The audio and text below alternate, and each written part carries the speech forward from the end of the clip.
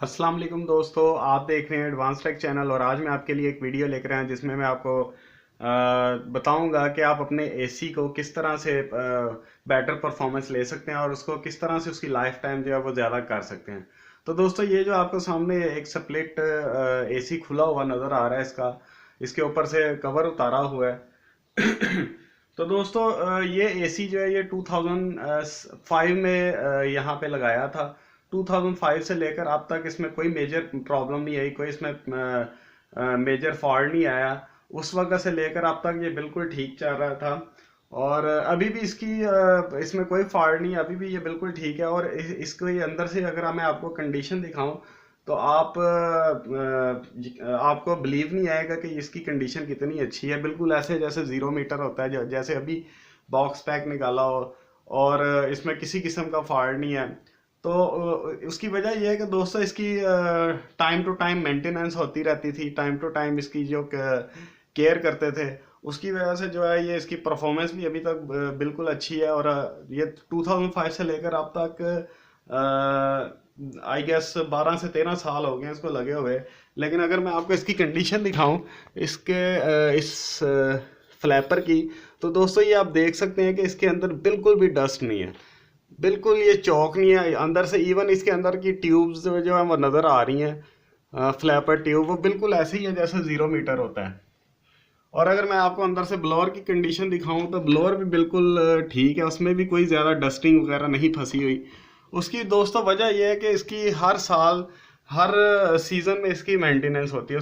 इसकी मेंटेनेंस कैसे होती है उसका भी मैं आज आपको तरीका बताऊंगा। और ये खुला क्यों है उसकी भी मैं आपको वजह बताऊंगा।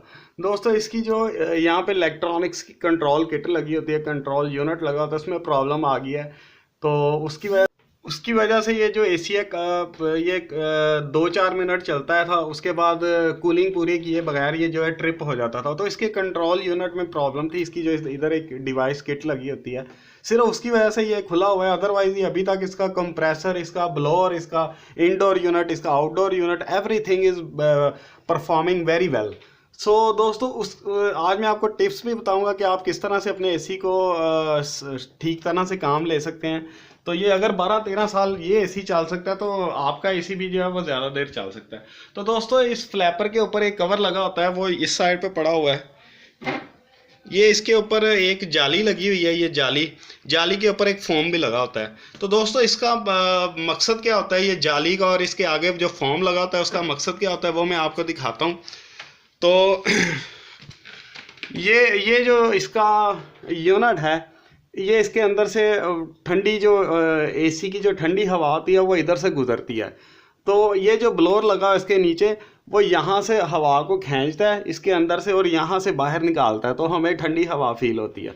तो दोस्तों, अगर ये चौक हो जाए, इसकी ये जो जालियाँ लगी हुई हैं ये अगर डस्ट की वजह से चौक हो जाए, तो ये आपका जो इनडोर यूनिट है वो काम करना बंद कर देता है। एक तो इसकी थ्रो कम हो जाती है एयर की, दूसरा ये इसकी कूलिंग में भी फ़र्क आ जाता है, कूलिंग भी। तो मैं आपको यही रिकमेंड करूँगा, हर 3 माह बाद आप ये वाला यूनिट है इसको खोलें। इसको ये जब फिट कर दूंगा, इसकी एक दूसरी वीडियो भी बनाऊंगा, उसमें भी मैं आपको बताऊंगा इसको क्लीन किस तरह से करना है। आपने इसकी जाली और इसका जो फॉर्म है उसको रेगुलरली 3 माह बाद साफ़ करना है। इसको साफ़ करने से पहले आप दोस्तों इसके अंदर इस जगह पे ब्लोअर मार के इसका ये जो है इंटरनल ब्लोअर इसको साफ़ कर सकते हैं। एयर ब्लोअर से आपने इसको साफ़ करना है। और दोस्तों, उसको आपने पानी से साफ़ करना है रेगुलरली हर 3 माह बाद। और इसके अलावा आउटडोर यूनिट को भी आपने जो है पानी के साथ साफ़ करना है, उसको भी कोशिश करें कि पानी के साथ साफ़ करें। लेकिन अगर आपका एसी जो है वो इन्वर्टर एसी है, तो अब मैं आपको यही रिकमेंड करूंगा कि उसका आउटडोर यूनिट आपने बिल्कुल नहीं साफ़ करना, क्योंकि उसका इन्वर्टर वाला सारा सिस्टम जो है वो आउटडोर यूनिट में होता है। तो अगर आप उसको पानी से साफ़ करेंगे तो आपका इन्वर्टर ख़राब हो सकता है। अगर आपका इन्वर्टर एसी नहीं है, इस तरह का जो है वो एसी है, नॉर्मल एसी है, तो आप उसको साफ़ कर सकते हैं।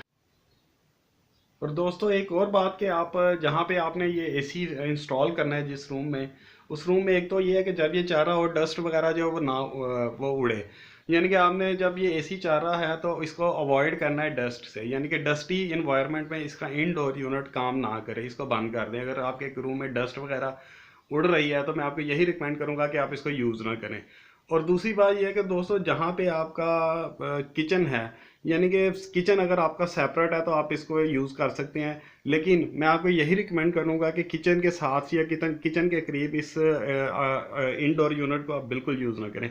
उसकी दोस्तों मेन रीज़न ये है कि जब किचन में आप कोई चीज़ पकाते हैं तो उसकी ऑयलिंग जो है वो ये जो है वो धुएँ के साथ खींचता है, और इवन वो फील तो धुआं ही होता है, लेकिन जब वो इसके कंडेंसर में जाता है तो वो ऑयल की तरह इसके अंदर जैम हो जाता है। तो बिल्कुल भी ये रिकमेंडेड नहीं है कि आप इसको उस जगह पे यूज़ करें जहाँ पे जो है वो डस्ट हो, या जहाँ पे जो है वो धुआं हो। इस जगह पे मैं आपको यही रिकमेंड करूँगा कि आप इसको ना यूज़ करें। अगर आपका किचन सेपरेट है, धुआं उसका उस रूम में नहीं आता, तो फिर आप इसको वहाँ पे यूज़ कर सकते हैं। तो दोस्तों ये तो थे चंद टिप्स, अगर आप इनको फॉलो करते हैं तो आपका एसी यकीन मानिए 15 से 20 साल कहीं नहीं जाएगा। उसके अलावा दोस्तों आपके घर में अगर कोई विंडो है, जिस रूम में आपकी विंडो लगी हुई है और अगर उसमें ट्रांसपेरेंट मिरर है और उसमें से सनशाइन वगैरह अंदर आती हैं, तो आप उसको ब्लाइंडर लगा के अच्छी तरह से उसको कवर करें, ताकि उस रूम में जहाँ पे आपका एसी चल रहा है वहाँ पे सनशाइन वगैरह, सन रेज वगैरह ना आए। उसकी वजह से आपका कमरा हीट अप नहीं होगा और आपका जो एसी है वो कूलिंग जल्दी करेगा, जल्दी वो उसको कमरे को ठंडा करेगा और जल्दी वो जो है कंप्रेसर उसका बंद होगा। इस सूरत में आपका कंप्रेसर की लाइफ टाइम बढ़ जाएगी। उसके अलावा आपका बिजली की जो बचत होगी, उसके बिल की कंजम्पशन कम होगी। उसके अलावा दोस्तों अगर आपके जिस रूम में आपका एसी लगा हुआ है उस रूम में आपके डोर के नीचे अगर इस तरह के गैप हैं, उन गैप को भी आप कवर कर दें। ये कुछ चीज़ें हैं जिनको आप फॉलो करके आप अपने एसी की परफॉर्मेंस भी बेटर कर सकते हैं, लाइफ टाइम भी बेटर कर सकते हैं, अपने बिल की सेविंग भी कर सकते हैं, और बहुत सारा आपको जो है ना वो इसका बेनिफिट होगा। तो ये आप कोशिश किया करें कि जब आप कोई भी चीज़ लेते हैं उसके जो उसकी यूजेज हैं, उसकी प्रिकॉशंस हैं और उसके कुछ टिप्स हैं, उसको फॉलो किया करें।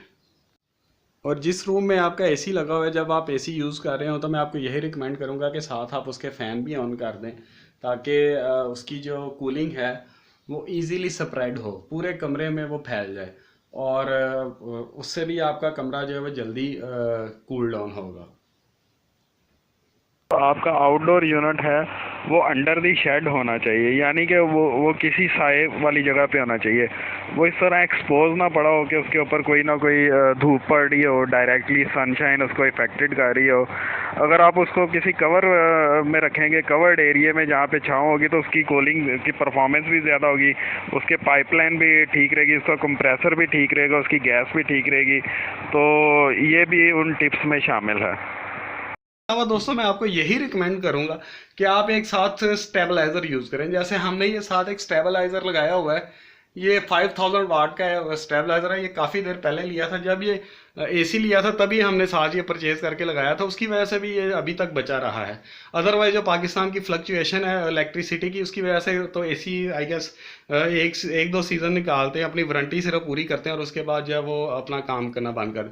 और दोस्तों एंड पे मैं आपको बताता चलूँ कि ये जो एसी है इसकी गैस भी अभी तक जेन्युइन है, इसमें गैस की भी कोई तब्दीली नहीं हुई, कोई इसमें रिपेयरिंग नहीं हुई, कोई इसकी किसी किस्म का इसमें फॉल्ट नहीं आया था अभी तक। सिर्फ अब वो किट का फॉल्ट आया, वो भी जब रिपेयर होगी उसके बाद भी मैं एक सेपरेट वीडियो बनाऊंगा, उसको फिट करने का तरीका भी मैं कोशिश करूंगा इसी वीडियो में ऐड कर दूं, और बाकी जो बात बाद में करेंगे। तो दोस्तों ये तो थी मेरी आज की वीडियो। उम्मीद करता हूँ आज की आपको मेरी वीडियो पसंद आई होगी। अगर मेरी वीडियो पसंद आई तो मेरी वीडियो को लाइक करें, अगर आपको नहीं पसंद आई तो आप इसको डिसलाइक भी कर सकते हैं। इसके अलावा दोस्तों अगर आपको कोई क्वेश्चन है तो वो भी आप कमेंट्स बॉक्स में मेरे से पूछ सकते हैं। और दोस्तों मेरी वीडियोस को अपने दोस्तों के साथ भी शेयर कीजिए, और अगर अभी तक आपने मेरे चैनल को सब्सक्राइब नहीं किया तो मेरे चैनल को भी सब्सक्राइब कर लें। वीडियो के नीचे एक राइट साइड पे सब्सक्राइब का बटन नज़र आ रहा होगा, और नोटिफिकेशन हासिल करने के लिए दोस्तों बेल के बटन पर क्लिक करना मत भूलिएगा। दोस्तों आज के लिए इतना ही, मुझे इजाज़त दीजिए। अल्लाह हाफिज़।